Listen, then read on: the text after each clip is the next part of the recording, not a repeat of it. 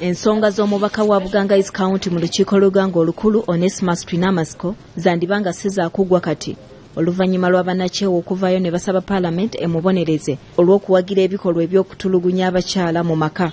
Okusinziira ku ssenkulu w'ekibiina ki Center for Women in Governance, Bone Kichoncho Omutungi, agamba nti tebasobola kusirika busirisi ku bakulembeze abafuuse bakasobeza. Byakusaaga byakuzaanya tali serious. So nze mbadde nsaba Paalamenti esooke muwumuzemu katono, agende yeerowoozemu, ategeere kiki kye yayogera na kiki kye kitegeeza mu bantu na kiki kye kitegeeza muno ku bakyala.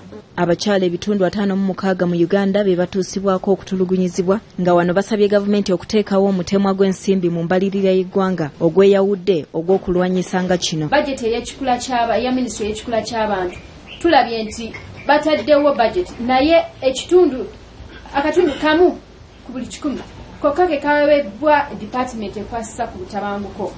Ekizibu kino nga okitunulidde obunene bwakyo ne ssente eziteekebwamu mu bitongole bino, mazima ddala tulaba batuwadde byoya byanswa. Bano baagala n'ebitongole ebikwasa amateeka okuvaayo okulaba nga byongera amaanyi mu kukola omulimu gwabyo mu kulwanyisa obutabanguko mu maka. Okulaba nti minisitule zino zonna, minisitule y'ebyobulamu, ey'ebya justice, ey'ebyamateeka, ekikula ky'abantu, ministry ekwasa police eya internal affairs ey'obukuumi obw'omunda eyongeze nnyo amaanyi mu nteekateeka zaayo ez'okulaba nti ebitongole bino birina essente, birina abakozi abamala, ate biteekebwawo n'ebifo ebyekusifu abantu gye basobola okukubira enduulu n'okufuna obuyambi n'obuddamu abatuusibwako obutabanguko.